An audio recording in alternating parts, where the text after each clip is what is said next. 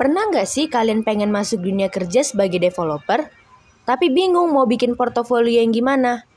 Atau mungkin udah ngelamar ke berbagai perusahaan, tapi belum dapat panggilan? Bisa jadi karena portofolio kalian belum cukup menarik.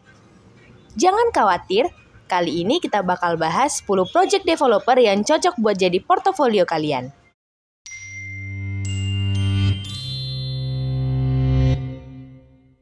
Halo email commerce, apa kabar? Mimin harap kalian tetap semangat ngoding ya. Dunia teknologi terus berkembang dan persaingan di industri developer semakin ketat. Apalagi dengan hadirnya AI di dunia pekerjaan, bisa-bisa kamu tergantikan oleh AI. Makanya penting banget buat punya portofolio yang stand out. Nah, yuk kita bahas satu persatu project keren yang bisa bikin portofolio kalian makin kece. Portofolio itu ibarat cermin dari diri kita. Semakin dilihat, semakin ganteng rasanya. Asik. Nggak, bercanda ya. Back to the topic guys. Jadi portofolio itu gimana cara kita menyelesaikan masalah, apa aja yang udah kita pelajari, dan seberapa serius kita sama dunia ini. Dan kabar baiknya adalah kalian nggak perlu bikin project yang gede-gede banget kok. Contohnya bikin project kecil seperti pemrograman, atau ikut andil dalam tim lomba juga bisa mempengaruhi nih gengs. Yang penting, relevan, rapi, dan bisa menunjukkan kemampuan kalian. So, daripada menunggu, mending langsung aja kita mulai.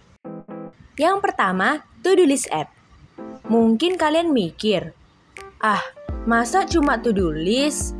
Tapi justru dari sini banyak banget hal yang bisa ditunjukin.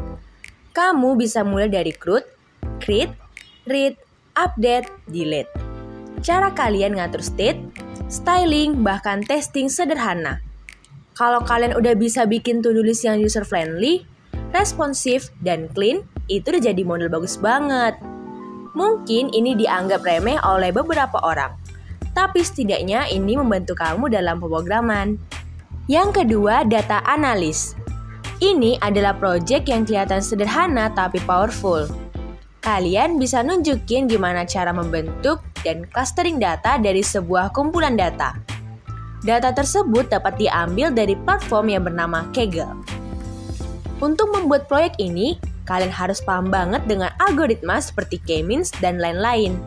Serta tidak lain tidak bukan, kalian minimal harus bisa menguasai bahasa Python. Yang ketiga, buat voting system. Pasti e-commerce gak asing dengan sistem pemilihan seperti di organisasi atau event kampus kan? Nah, kali ini kita bakal bikin proyek voting system. Gak cuma sekedar nentuin dan klik nih, tapi kamu juga akan belajar gimana cara membuat sistem voting yang aman, efisien, dan transparan. Mulai dari mengatur pilihan kandidat, menjaga kevalidan suara, sampai menampilkan hasil voting secara real time. Yang keempat, mini e-commerce. Kalau ini sih udah jadi go standarnya portofolio.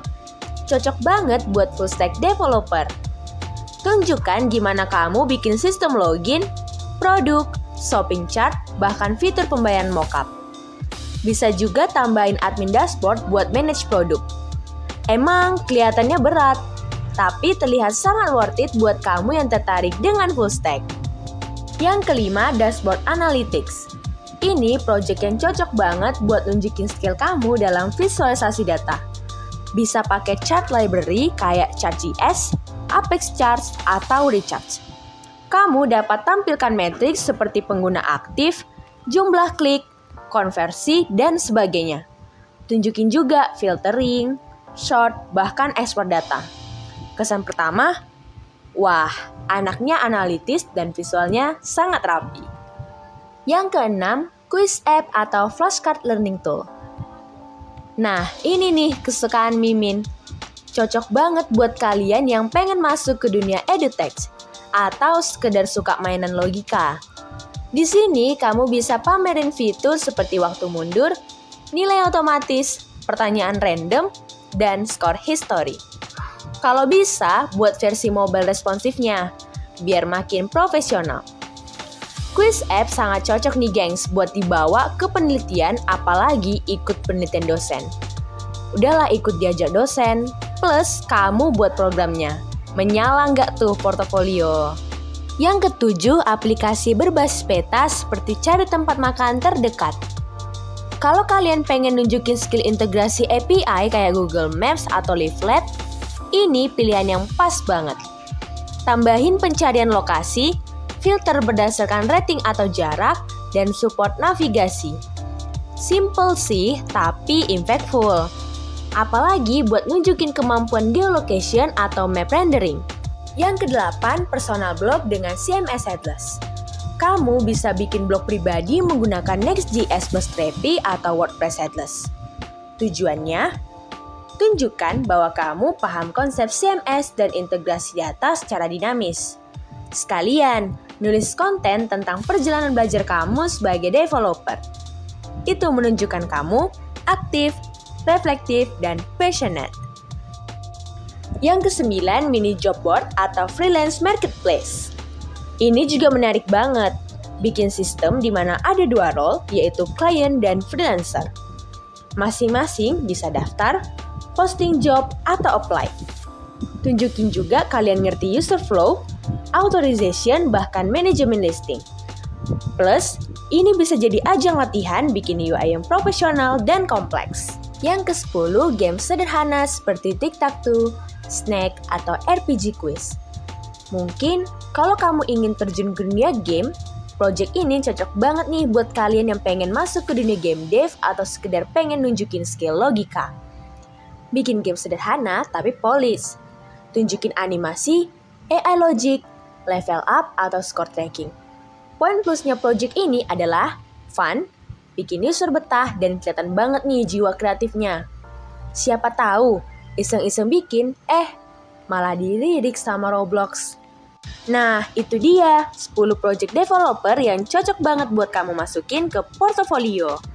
Gak harus langsung semua ya, tapi pilih dan bangun satu persatu dengan penuh semangat dan rasa ingin tahu. Dan ingat, belajar ngoding itu maraton, bukan sprint. Fokus sama progres kamu sendiri dan jangan takut buat nunjukin karya kamu ke dunia.